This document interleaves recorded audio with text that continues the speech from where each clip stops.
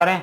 चल, तो आज का अपना टॉपिक है फॉस्फोरस। इससे पहले हमने इसकी केमिकल प्रॉपर्टीज देख ली थी। अब इसके हिसाब से फॉस्फोरस कुछ ऐसा एक एलिमेंट है जिसका कमर्शियली यूज भी बहुत ज़्यादा है, ठीक है। इसके कारण प्रॉब्लम्स भी बहुत है, इसके कारण कई डिसीज का प्रॉब्लम कॉज भी है, ठीक है। फैक्ट्रीज में फॉस्फोरस बहुत ज़्यादा इस्तेमाल किया जाता है, एज मैच स्टिक्स कंपनीज में सबसे ज़्यादा इस्तेमाल किया जाता है, क्या, माचिस बनाने के लिए, ठीक है। टीएनटीज क्रिएट करने में भी इस्तेमाल किया जाता है और क्रैकर्स फैक्ट्रीज में भी इस्तेमाल किया जाता है, ठीक है। तो ये सारे के सारे कॉमन से यूज हो जाएंगे। बट फॉस्फोरस होता क्या है? फॉस्फोरस जनरली P4 फॉर्म में एग्जिस्ट करता है, ठीक है। P4 फॉर्म में एग्जिस्ट करता है। अब आते हैं इसके कुछ प्रॉपर्टीज की बात कर लेते हैं, जैसे कि एलोट्रॉप्स ऑफ फॉस्फोरस। तो इसमें पहला टर्म आता है एलोट्रॉप्स। तो एलोट्रॉप्स होते क्या हैं? एलोट्रॉप्स एक ऐसी प्रॉपर्टी है, क्या है, PROPERTY, एक ऐसी प्रॉपर्टी है जिसमें केमिकल प्रॉपर्टी तो दो एलिमेंट्स की सेम होगी। क्या? केमिकल प्रॉपर्टी दो केमिकल प्रॉपर्टी दो एलिमेंट्स की सेम होंगी, बट उनकी फिजिकल प्रॉपर्टी डिफरेंट होंगी, ठीक है। तो उसे क्या बोला जाता है? एलोट्रॉप्स बोला जाता है। तो एलोट्रॉप्स ऑफ फॉस्फोरस जनरली तीन टाइप्स के होते हैं, ठीक है। तीन सबसे फेमस हैं एलोट्रॉप्स ऑफ फॉस्फोरस, और जो तीनों को अपने कोर्स में पढ़ना है। पहला तो आ जाएगा व्हाइट फॉस्फोरस, इसके बाद आ जाता है रेड फॉस्फोरस, और आखिरी में ब्लैक फॉस्फोरस। तो ये तीन फॉस्फोरस हैं, यानी ये तीन एलोट्रॉप्स ऑफ फॉस्फोरस हैं।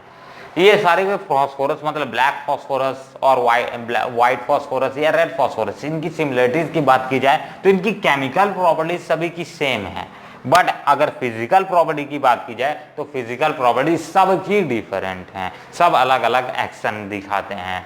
तो ये आता है अपना एलोट्रॉप्स ऑफ फॉस्फोरस। तो एक एक करके सबको डिस्कस कर लेते हैं। चलो तो स्टार्ट करते हैं अपना सबसे पहला फॉस्फोरस, यानी white phosphorus. White phosphorus, PHOSPHORUS, white phosphorus. तो व्हाइट फॉस्फोरस होते क्या हैं, ठीक है। क्लियर तो है ना वीडियो? हाँ क्लियर है। व्हाइट फॉस्फोरस होता क्या है, सबसे पहले ये आ जाता है। तो व्हाइट फॉस्फोरस एक एम्बिडिएंट फॉर्म ऑफ फॉस्फोरस है। अगर बात की जाएगा तो सिंपल मैं बोल सकता हूं कि फॉस्फोरस के सबसे मोस्ट एम्बिडिएंट प्रोडक्ट्स कौन देते हैं? व्हाइट फॉस्फोरस देते हैं। मतलब एक टाइप से व्हाइट फॉस्फोरस को हम बोल सकते हैं मोस्ट एम्बिडिएंट एलोट्रॉप्स ऑफ फॉस्फोरस भी बोल सकते हैं। सबसे एम्बिडिएंट प्रोडक्ट यही शो करते हैं। तो इसका स्ट्रक्चर किस तरह से होता है? जनरली व्हाइट फॉस्फोरस का स्ट्रक्चर एक टेट्राहेड्रल स्ट्रक्चर, कौन से स्ट्रक्चर फॉर्मेशन करते हैं? TETRAHYDRAL, टेट्राहेड्रल स्ट्रक्चर करते हैं फॉर्मेशन, ठीक है। एक स्ट्रक्चर भी बना देते हैं टेट्राहेड्रल, जो स्ट्रक्चर ये शो करते हैं तो सिंपली अपना क्लियर हो जाएगा। कौन से स्ट्रक्चर शो करते हैं? ये टेट्राहेड्रल स्ट्रक्चर शो करते हैं इस तरह से। अब व्हाइट फॉस्फोरस का नेक्स्ट प्रॉपर्टी आ जाता है, क्या ये पॉइजनस होते हैं? हाँ, ये सबसे ज्यादा पॉइजनस होते हैं। ये मोस्ट पॉइजनस लिख लो, मोस्ट POISONOUS, पॉइजनस सब्सटेंस होते हैं, मोस्ट पॉइजनस। एलोट्रॉप्स भी लिख सकते हैं, ALLOTROPS, most poisonous allotropes of phosphorus में इनका नाम आता है। सबसे ज्यादा पॉइजनस होते हैं। इनकी कारण एक डिजीज भी होती है जिसे फॉसी जॉ डिसीज बोला जाता है, ठीक है, जो कि एक टाइप से PH3 डिसीज भी होता है, ठीक है। ये जनरली फॉसी जॉ डिसीज किसके लिए इस्तेमाल, किस में ज़्यादातर होती है? जनरली चूहों में होती है, क्योंकि FOSSEE jaw disease PS3 element के कारण यानी फॉस्जीन के कारण होती है। देखो फॉस्जीन क्या होता है? एक पॉइजनस सब्सटेंस होता है जिसे चूहे मारने के लिए इस्तेमाल किया जाता है। तो जैसे ही चूहे इस दवाई को खाते हैं, मतलब इस एलिमेंट को खाते हैं, ठीक है, कौन सा एलिमेंट रहता है? वो व्हाइट फॉस्फोरस का एलिमेंट रहता है, जो कि बहुत ज्यादा पॉइजनस है। और जैसे ही इसको इंटेक्ट करते हैं वो, तो उनको एज एक डिजीज हो जाती है जिसे फॉसीजो, मतलब उनका पूरा जबड़ा काम नहीं करता है, जबड़ा एकदम से चिपक सा टाइप का जाता है, जिसके कारण वो सांस नहीं ले पाते हैं। अब सांस नहीं ले पाएंगे, फाइनली मर जाएंगे। चलो, तो इस तरह से बहुत दर्दनाक मौत होती है इसके कारण, ठीक है। इंसानों के लिए बहुत ज्यादा डेंजरस है। तो ये बहुत ज्यादा पॉइजनस गैस है, ठीक है, पॉइजनस सब्सटेंस है बोल सकते हो। ये व्हाइट फॉस्फोरस मतलब एलोट्रॉप्स फॉस्फोरस का व्हाइट फॉस्फोरस। अब नेक्स्ट आता है एक और प्रॉपर्टी जो कि इंपॉर्टेंट है, फॉस्फोरेंस जिसे बोला जाता है। अगर यही फॉस्फोरस को मतलब व्हाइट फॉस्फोरस को अगर हम किसी रूम में रख देते हैं, ठीक है, एक डार्क रूम में रख देते हैं, तो अपने को एक ग्रीनिश लुक देखने को मिलता है, ठीक है, एक ग्रीनिश ग्लो देखने को मिलता है। पर एक कंडीशन है कि रूम में क्या होनी चाहिए, एयर होना जरूरी है। अगर वैक्यूम में ऐसा परफॉर्म कर रहे हैं तो नहीं है काम करेगा, ठीक है, एयर होना जरूरी है। तो ठीक है, ये आता है। इसे प्रॉपर्टी को क्या बोला जाता है, व्हाइट फॉस्फोरस की इस प्रॉपर्टी को फॉस्फोरेंस बोला जाता है। नेक्स्ट प्रॉपर्टी आती है, अगर अपन क्या कर देते हैं, फॉस्फोरस को लॉन्ग टाइम तक रख देते हैं, एक जगह पे रख देते हैं, तो ये व्हाइट फॉस्फोरस येलो कलर में चेंज हो जाता है। किस में चेंज हो जाता है, येलो कलर में चेंज हो जाता है। कंप्लीट। चलो, तो अब और फिजिकल अपीयरेंस की बात करते हैं, कुछ क्वांटिटीज ले लेते हैं जो कि व्हाइट फॉस्फोरस से रिलेटेड हैं। जैसे कि इनकी डेंसिटी की बात की जाए, डेंसिटी मतलब रो, ठीक है, इसको मान लेता हूं। डेंसिटी की अगर बात करता हूं, DENSITY, डेंसिटी इनकी करीबन 1.84 होती है, 1.84 ग्राम पर सीसी, ठीक है। कितनी होती है डेंसिटी, 1.84 ग्राम पर सीसी। अगर इनकी तीन चीजें बात करते हैं, एक पहला आईटी, दूसरा एमपी और तीसरा बीपी, ठीक है, एक आईटी, एमपी और बीपी। आईटी क्या है, इनिशियल टेम्परेचर, ठीक है, इनिशियल टेम्परेचर।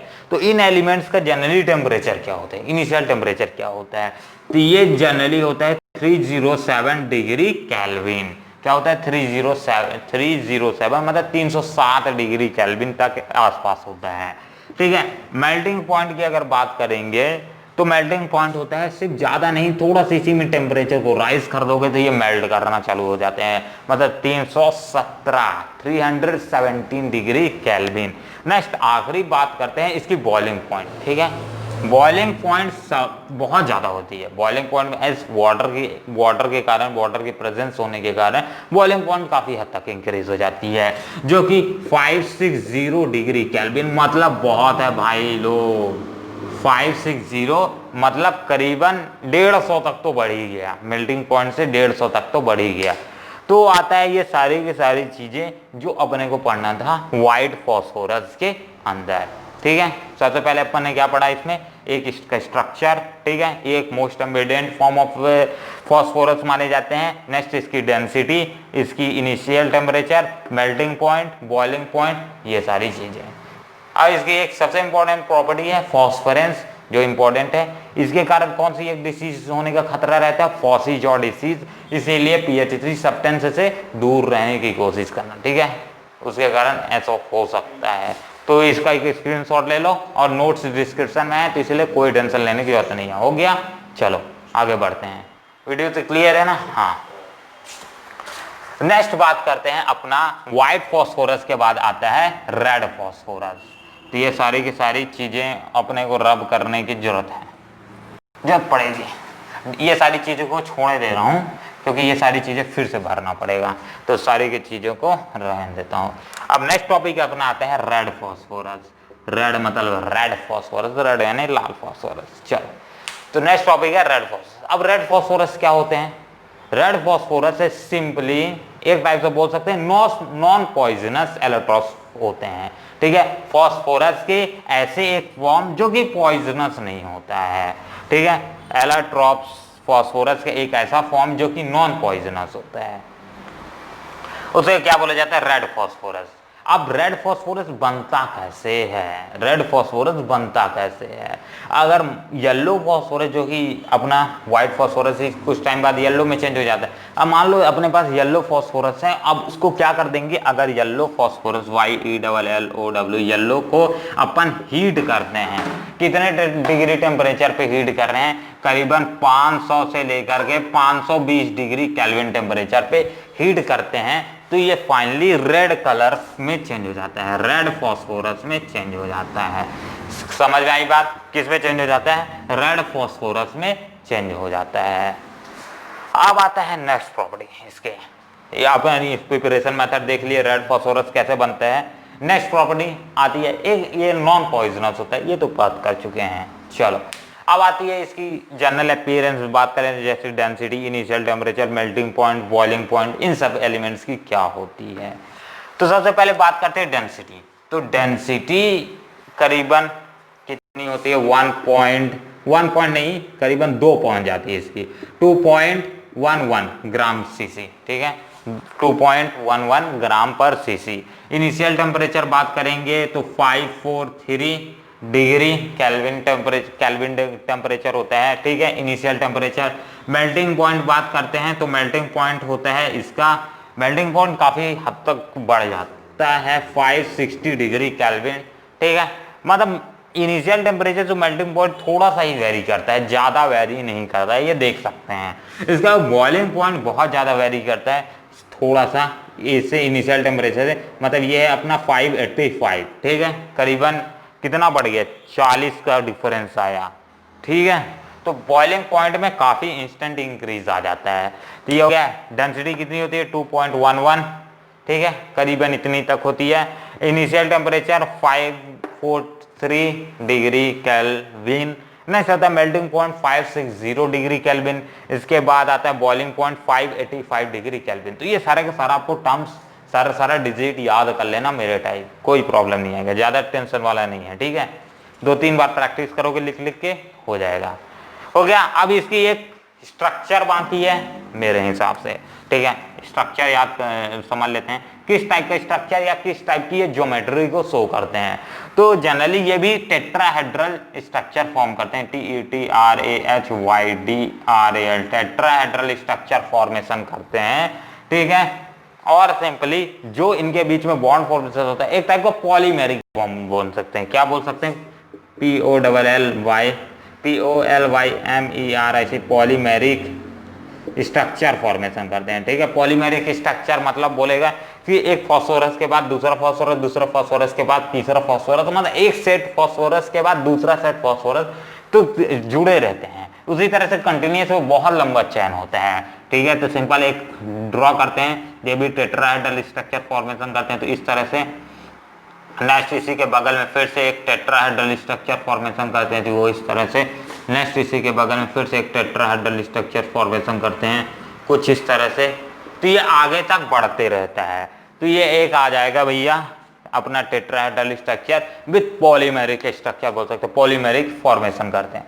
पॉलीमेरिक फॉर्मेशन लिख लो, फॉर्मेशन, ठीक है। एक पॉलीमेरिक स्ट्रक्चर फॉर्मेशन करते हैं, मतलब एक के बाद एक जुड़े रहते हैं। तो ये आ जाएगा अपना पूरा का पूरा रेड फास्फोरस जितना अपने को पढ़ना था। चलो कंप्लीट। अब आखिरी बढ़ते हैं, और अपना आखिरी कौन सा है, रेड ब्लैक फास्फोरस से कंप्लीट करके उसके कुछ ऑक्सी एसिड देखते हैं। हो गया कंप्लीट, चलो आगे बढ़ते हैं।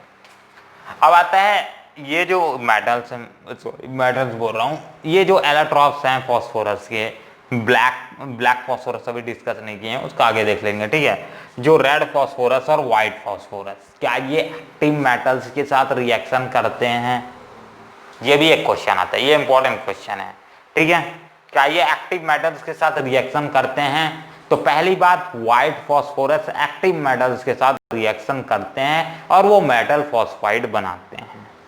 नेक्स्ट आता है जो अपने रेड फास्फोरस अपना एक्टिव मेटल्स के साथ कोई भी रिएक्शन, कोई भी संबंध नहीं रखते हैं, ना ये रिएक्ट करते हैं, और ना ही रिएक्ट नहीं करते तो भैया मेटल फॉस्फाइड कैसे बनाएंगे? तो ये भी एक प्रॉपर्टी आ जाएगा। अब स्टार्ट करते हैं अपना आखिरी ब्लैक फास्फोरस, तो इसकी जगह ब्लैक कर देता हूँ, ब्लैक विडो, किसने देखी है। चलो तो ये इसके बाद ये हो जाएगा पूरा कंप्लीट। इसका स्ट्रक्चर भी तो फिर से देखना ही पड़ेगा, डेंसिटी, ये सारी टर्म्स को मिटा देता हूँ। हो गया, चल। तो इसके बाद स्टार्ट करते हैं black phosphorus, BLACK, black phosphorus. अब ब्लैक फास्फोरस होता क्या है? ब्लैक फास्फोरस भी एक टाइप का एलोट्रॉप है फास्फोरस का, ठीक है। क्या है? एक टाइप का ये भी एलोट्रॉप है फास्फोरस का।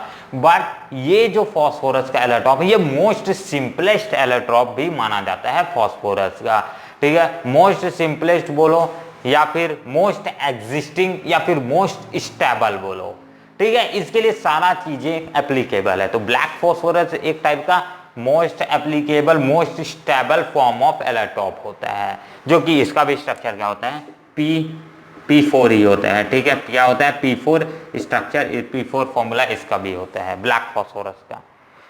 अब आता है इसकी कुछ स्ट्रक्चर्स, तो ये किस टाइप का स्ट्रक्चर फॉर्मुलेशन करता है। सबसे पहले स्ट्रक्चर की अगर बात करते हैं तो एक टाइप का ये 3D स्ट्रक्चर फॉर्मेशन करता है। कौन सा स्ट्रक्चर, 3D स्ट्रक्चर। अब ये किस तरह से 3D स्ट्रक्चर दिखेगा ब्लैक फॉस्फोरस का, सिंपली मैं मान लेता हूं ये कुछ इस तरह से दिखता है। किस तरह से दिखता है, कुछ इस तरह से ये स्ट्रक्चर दिखता है। मतलब काफी हार्ड स्ट्रक्चर, 3D स्ट्रक्चर। जिस दुनिया में हम जीते हैं, 3D दुनिया में जीते हैं, तो अपना भी ये 3D ही दिखता है।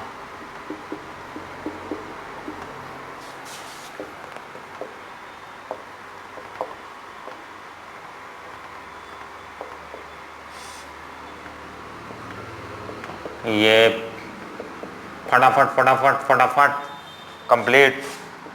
इसी तरह से बहुत सारे फॉस्फोरस से जुड़े रहते हैं, तो आप बना लेना। ठीक है, मैं ज़्यादा नहीं बना रहा हूँ, मतलब ये बहुत सारे फॉस्फोरस से इसी तरह से जुड़े रहते हैं।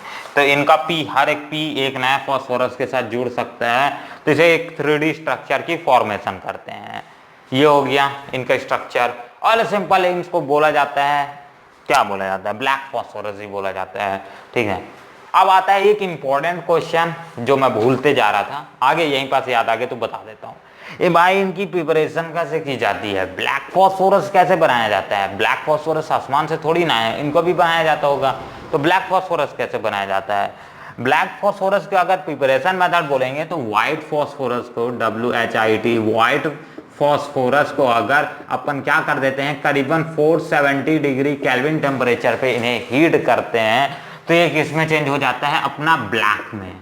ठीक है, ब्लैक में चेंज हो जाता है, क्योंकि उनकी खुदाई हमने सुनी थी कि भैया जो भी मेल्टिंग पॉइंट होती है वो बहुत कम होती है, करीबन कुछ है मेल्टिंग पॉइंट में बढ़ता है।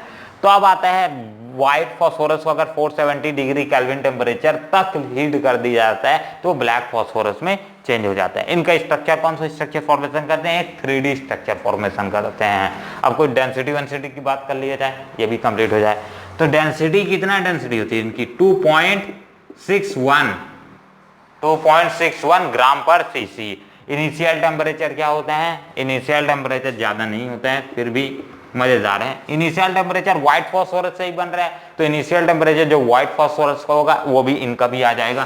तो कितना उनका था 307, इनका भी 307 आ जाएगा। अब मेल्टिंग पॉइंट क्या आ जाएगा, मेल्टिंग पॉइंट बढ़ जाएगा, क्योंकि एस उन्हें हीटेड करके बनाया गया है, तो अब कुछ और ही एलिमेंट बन गए हैं। तो मेल्टिंग पॉइंट इस बार कुछ ज्यादा ही बढ़ जाएगा इनका, जो है अपना 560 डिग्री केल्विन। ठीक है, 560 मतलब 560, बहुत ज्यादा बढ़ गया भाई। ठीक है, आखिरी आता है बॉइलिंग पॉइंट। बॉइलिंग पॉइंट में इंस्टेंट इंक्रीज आता है इनके क्या में। ठीक है, एक टाइप का स्टेबल फॉर्म भी है। मैं बोला हूं सबसे ज्यादा स्टेबल कौन सा होता है, इन तीनों एलेक्ट्रॉन्स में सबसे ज्यादा स्टेबल होता है अपना ब्लैक वाला, तो इसका सबसे ज्यादा बॉइलिंग पॉइंट भी तो सबसे ज्यादा ही होना चाहिए था तीनों से।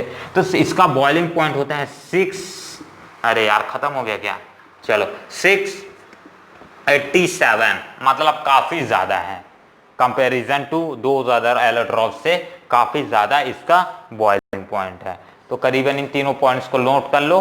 ठीक है, अब इसके बाद इसका यूज क्या आता है, इसके बाद जैसे रेड फॉस्फोरस किस लिए यूज किया जाता है, रेड फॉस्फोरस अपना यूज किया जाता था मैच स्टिक्स बनाने में। मैच स्टिक्स बोलेंगे तो क्या, माचिस के आगे जो तिल्ली के आगे वो रेड रेड कलर का लगा रहता है ना, ठीक है, बारूद टाइप का, हाँ वो रेड फॉस्फोरस ही होता है। ठीक है, क्या रहता है, रेड फॉस्फोरस का ही मिक्सचर होता है, आंख पकड़ता है बहुत जल्दी है।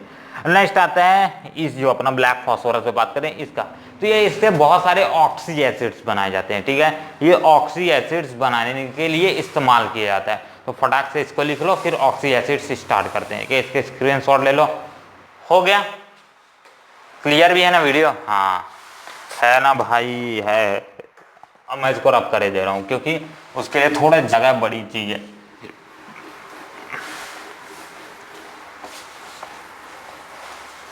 अब स्टार्ट करते हैं ऑक्सी एसिड्स ऑफ फॉस्फोरस। अब क्या क्या ऑक्सी एसिड्स अपने को मिलते हैं as comparison to black phosphorus के हिसाब से, ठीक है। तो ऑक्सी एसिड्स में सबसे पहले मैं इधर लिख देता हूँ नेम, जो मैं लिखूंगा ऑक्सी एसिड्स कुछ, ठीक है। उसके बाद क्या लिखूंगा, उनके फॉर्मूला, ठीक है, स्ट्रक्चरल फॉर्मूला। नेक्स्ट आता है इसके बाद बेसिसिटी, एज ये नॉन मेटल है तो एक टाइप का बेसिसिटी भी शो ही करेंगे, ठीक है। नॉन मेटल सबसे ज्यादा बेसिसिटी शो करते हैं, ये भी अपने को मालूम है, BASICITY, ये तीनों टॉपिक्स हो गए। चलो एक बार फटाक से स्टार्ट करते हैं। अब कौन कौन से ऑक्सी एसिड्स स्टार्ट करेंगे, तो सबसे पहले आ जाता है अपना हाइपोफॉस्फोरस, PHORUS, हाइपोफॉस्फोरस। देन आता है, नेक्स्ट आता है फॉस्फोरस। नेक्स्ट आ जाता है हाइपोफॉस्फोरस, फॉस्फोरस। नेक्स्ट आता है phosphoric acid, PHOSPHORIC, phosphoric acid. Next आ जाता है, अरे इसको रब नहीं किया, रुको, जानबूझ के नहीं किया था, सबको मालूम है। Hypophosphorous, phosphorous, phosphoric acid, hypophosphoric acid, phosphoric acid. Next आता है pyrophosphoric acid, PYRO, phosphoric acid. Third आता है अपना हाइपोपायरो, इसके बाद आखिरी में आता है अपना मेटा।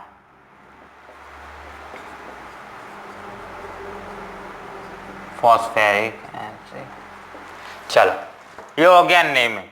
नेम में क्या क्या आ गया अपना, नेम में आ गया पहला अपना hypophosphorous, phosphorus, phosphoric acid, hypophosphoric acid, pyrophosphoric acid. इसके बाद आता है आखिरी में मेटाफॉस्फोरिक एसिड।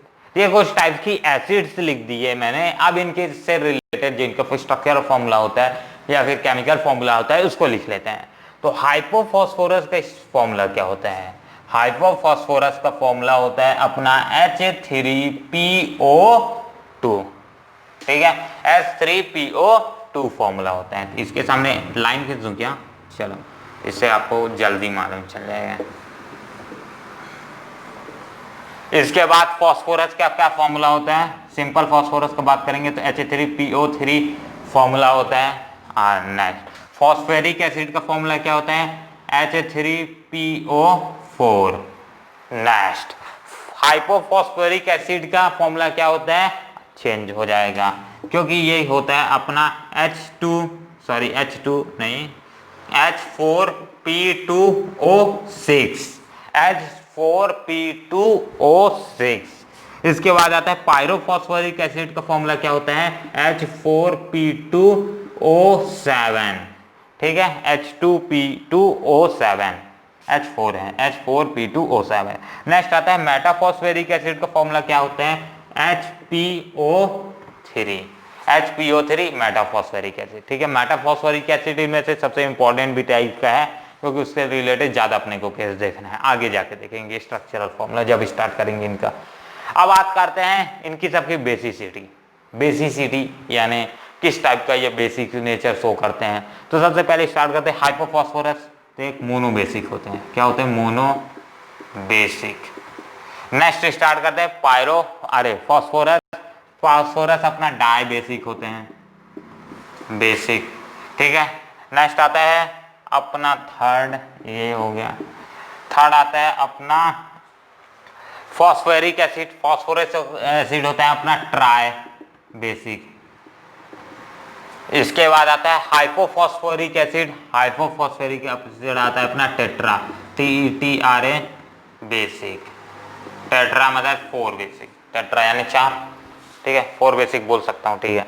नेक्स्ट आता है पायरोफॉस्फेरिक एसिड, ये भी एक टाइप की टेट्रा बेसिक होते हैं नेचर में, tetra basic, TETRABASIC, tetra basic. इसके बाद जो अपना मेटाफॉस्फेरिक एसिड है वो एक टाइप का, ये भी एक मोनोबेसिक है। तो ये सारी की सारी आपको याद करना है बातें, ठीक है, 2-3 बार रिवीजन करोगे तो आ जाएगा। हाँ, एक बार फटाक से इसका स्क्रीनशॉट हो जाए, फिर आगे बढ़ जाते हैं। कंप्लीट है। चलो अब आगे स्टार्ट करते हैं इन सब के स्ट्रक्चर। इन सब के स्ट्रक्चर और फॉर्मूलाज क्या आ जाएंगे, इसको सबसे स्ट्रक्चरल फॉर्मूला आ जाएगा।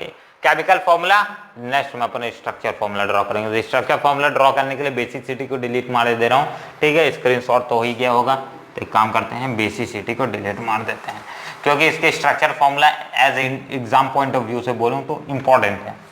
सिंपल सी बात है भाई, इंपॉर्टेंट है तो है। सबसे पहला ये अपना कौन सा एलिमेंट है, सबके लिए नेमिंग कर देते हैं। 1 2 3 4 5 6, सिंपल से 6 एलिमेंट्स की बात कर रहे हैं। पहला एलिमेंट्स के लिए बना रहा हूं, ये कौन सा, मतलब H3PO2 के लिए। H3PO2 के लिए अगर बनाते हैं तो सिंपल सा अपना फॉस्फोरस एक सेंटर में आ जाएगा। फॉस्फोरस की कितनी, 4 वैलेंसी अनसेटिस्फाइड रहे तो उन 4 वैलेंसीज को सेटिस्फाई करते हैं, मतलब 4 इलेक्ट्रॉन, अरे 4 नहीं 5। फॉस्फोरस कितने बॉन्ड फॉर्मेशन करते हैं, 5 बॉन्ड फॉर्मेशन करते हैं, ठीक है। तो सिंपल अपने पास ऑक्सीजन कितने हैं, 2, तो एक भर दिया तो अपने पास बचे अब टोटल 3 बचे हैं, ठीक है। सिंपल सा स्ट्रक्चर। अब स्ट्रक्चर को क्या समझा रहा हूँ, मैं भी पागल टाइप का कर रहा हूँ, ठीक है। OH, ठीक है, ये हो गया एक हाइड्रोजन यहाँ आ जाएगा, दूसरा हाइड्रोजन यहाँ। कंप्लीट, पहला स्ट्रक्चर कंप्लीट। सेकंड स्ट्रक्चर पूछ जाएगा मेरे हिसाब से। सेकंड स्ट्रक्चर ड्रॉ करते हैं। सेकंड स्ट्रक्चर किसका है, H3PO3 का। H3PO3 में सिंपल क्या आ जाएगा, फॉस्फोरस डबल बॉन्ड O और एक तरीके से OH, और यहाँ आ जाएगा OH और एक H यहाँ। कंप्लीट है। कितना हाइड्रोजन चाहिए था अपने को, 3 हाइड्रोजन, एक फॉस्फोरस, 3 ऑक्सीजन। अपने पास बॉन्ड कितना होना चाहिए, 5, 1 2 3 4 5। चलो ये भी हो गया, रब कर दूं। अब नेक्स्ट स्ट्रक्चर आता है थर्ड स्ट्रक्चर भी ड्रॉ करते हैं। इन दोनों को डिलीट मारो। थर्ड स्ट्रक्चर, थर्ड का फॉर्मूला क्या है, H3PO2, H3PO4। H3PO4 में फॉस्फोरस फिर से अपना सेंट्रल एलिमेंट आ जाएगा। नेक्स्ट आता है इसमें फॉस्फोरस, एक फॉस्फोरस मैंने इधर दे दिया, दूसरा फॉस्फोरस के साथ OH इधर, तीसरा H इधर, चौथा H इधर। 1 नंबर करेक्ट है, 1 नंबर ऐसा बोल सकते हो, ठीक है। तीसरा भी कंप्लीट। चौथा का फॉर्मूला क्या है, हाइपोफॉस्फोरिक एसिड का फॉर्मूला है H4P2O6। इसका फॉर्मूला क्या आ जाएगा, structural formula P double bond O, 5 bond आएंगे टोटल। अपने पास कितना है, 2 फॉस्फोरस है, ये बात ध्यान रखना है, ठीक है। इस बार ये फॉर्मूला एक क्या हो जाएगा, एक ऑक्सीजन के साथ, अरे एक फॉस्फोरस दूसरे फॉस्फोरस के साथ अटैच हो जाएगा, क्योंकि 2 फॉस्फोरस है अपने पास। ये हो गया मेरे पास इस तरह से। अब इसके पास भी कितना, 1 2 3 2 5, और इसके पास भी 3 2 5 बॉन्ड है, ठीक है। अब अपने को फिल करना है, 2 ऑक्सीजन हो चुके, अपने पास हाइड्रोजन भी नहीं फिल किया है, तो अपने को टोटल कितना हाइड्रोजन बचे हैं, 4 और 4 हाइड्रोजन बचे हैं, 4 ऑक्सीजन बचे हैं, डायरेक्ट सबको OH बना देते हैं, ठीक है ना। तो काम भी हो जाएगा अपना और बन जाएगा फॉर्मूला भी OH, इसके लिए भी OH।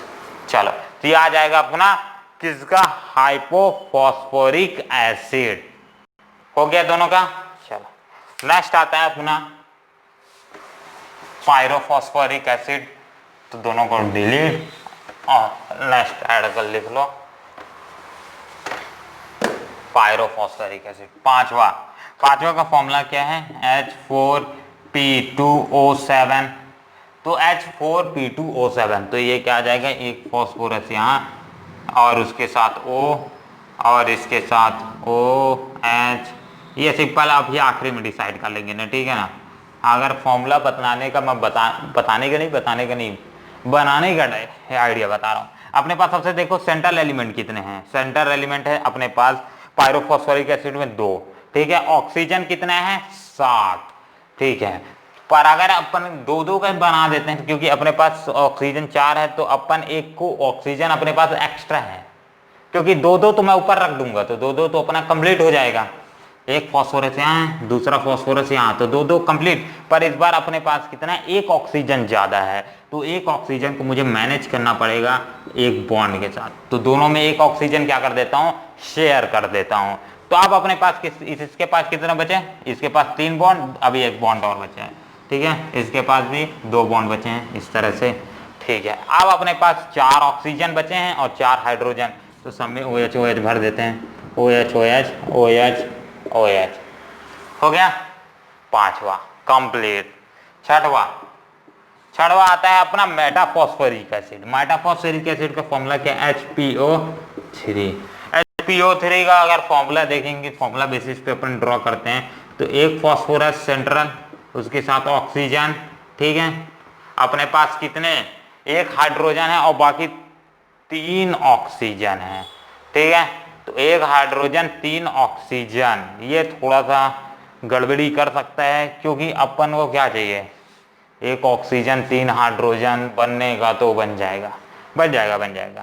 किस तरह से, अगर सिंपल मैं एक एक ऑक्सीजन को ऐसे शेयर कर दूं, क्या कर दिया मैंने, एक एक ऑक्सीजन शेयर कर दिया। अभी अपने पास कितने हो गए, टोटल एक हाइड्रोजन इसके साथ ऐड कर दिया, तो ये हो गया अपने पास 1 2 3 4, 3 2 2 दूनी 4, अभी एक इसके साथ ऐड कर सकता हूं, ठीक है। चलो कंप्लीट, बन जाएगा, हो गया। एक इसका स्क्रीनशॉट ले लो फटाक से। फिर आखिरी इसमें और मेटाफॉस्फोरिक एसिड में अगर आपका आ गया साइक्लोमेटाफॉस्फोरिक एसिड, ये पूछता है, ठीक है ना, पूछता है इसलिए बता रहा हूं, साइक्लोमेटाफॉस्फोरिक एसिड। अब साइक्लिक स्ट्रक्चर बनेगा, अब ऐसा अगर नामिंग आ गया अब केम, तो आप कंफ्यूज हो जाओगे। तो उसके लिए भी स्टार्ट करते हैं। साइक्लो, मान लो अपने पास साइक्लोमेटाफॉस्फोरिक एसिड आ गया, CYCl, cyclo Meta PHOSPEHORA phosphoric acid, ठीक है। इसका साइक्लोमेटाफॉस्फेरिक एसिड का फॉर्मूला क्या है, ये इसका फॉर्मूला था HPO3 का होल 3, समझ आए। चलो, इससे अपना एक पूरा का पूरा साइक्लिक स्ट्रक्चर भी बन जाएगा इस फॉर्मूला से। वैसे 6 का भी आ सकता है, तो आप उसी तरह से 6 का भी अरेंज कर लेना, ठीक है। पर आएगा जो भी आएगा तो इसके मल्टीपल्स में ही आएगा, 3 के मल्टीपल्स में ही आएगा। तो सिंपल्स अपने पास इसका डायग्राम जो बनता था उसी डायग्राम को लेके चलते हैं। तो अपने पास क्या, एक फॉस्फोरस को बना देता हूँ सिंपल, ये मेरे पास एक फॉस्फोरस हो जाएगा, इसका डबल बॉन्ड O, ठीक है। अब बचे कितने, एक ऑक्सीजन का इधर साइड, ठीक है, डबल बॉन्ड इसके साथ, और एक ऑक्सीजन के साथ O, और इसके साथ क्या जुड़ा रहता था, H। ये एग्जाम्पल नॉर्मल केस में बनता था अपने पास, ठीक है, मेटाफॉस्फोरिक एसिड में। अब ये वाला जो H है, ये वाला H हो जाएगा डैश, ये डबल बॉन्ड को डबल बॉन्ड लगा रहने दो, इसको H को बाहर आएगा, ठीक है। किस तरह से आ गया, बाहर आ गया, ठीक है। तो अपने को अगर थोड़ा सा स्ट्रक्चर बनाना है, लुकी देखना है, लुक लाना है, ठीक है। और जिस तरह से एग्जिस्ट भी करता है, क्योंकि यहाँ अगर बॉन्ड बॉन्ड के पास रहेगा तो रिपल्सन ज्यादा होगा, तो सिंपली इसको मैं थोड़ा सा इस तरह से बनाऊंगा, O और ये OH, ये अब इसका डबल बॉन्ड का एक बॉन्ड मैंने कैंसिल कर दिया, अभी जिसके पास सिर्फ 4 ही बॉन्ड है, ये ध्यान रखना है, ठीक है। इसी तरह से अपने पास फॉस्फोरस के और 3 स्ट्रक्चर्स हैं, ठीक है। तो एक स्ट्रक्चर मैं यहाँ बना देता हूँ, उसका डबल बॉन्ड O इधर कर देता हूँ, एक OH इधर कर देता हूँ। अब इसके पास बचे कितने, एक O के साथ इधर साइड बचा है। अब ये खाली एक ऑक्सीजन इसका इधर कर देते हैं, क्योंकि अपने को जोड़ना भी है, ठीक है। तो ये इसके साथ जुड़ जाएगा, अब ये इसके साथ जुड़ गया है, ये इसके साथ जुड़ गया भाई, और ये खाली ये वाला ऑक्सीजन के साथ एक फॉस्फोरस और आखिरी बना देता हूँ, और तीनों को जोड़ देता हूँ एक दूसरे के साथ। इसी तरह से इसका भी एक बना देते हैं, OH OH, इसके साथ ये एक जुड़ जाएगा, और एक ऑक्सीजन यहाँ एक साइक्लिक स्ट्रक्चर बन गया, ठीक है। थोड़ा टेढ़ा बेढ़ा बना है, अब एकदम सीधा गोला गाढ़ा बनाना है, ठीक है।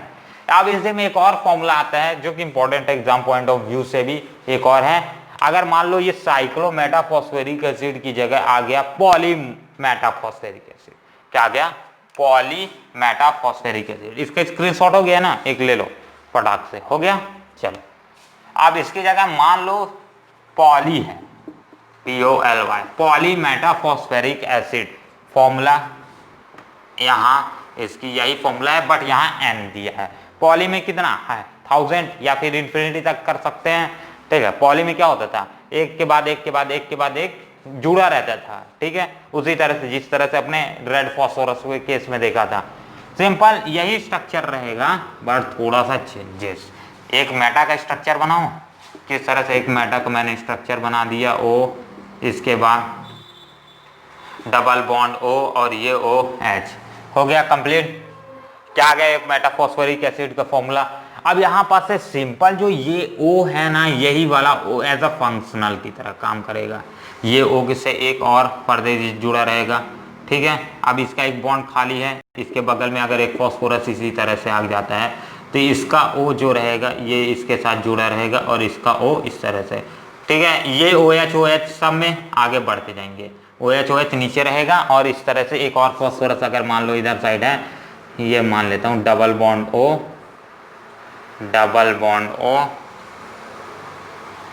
ठीक है।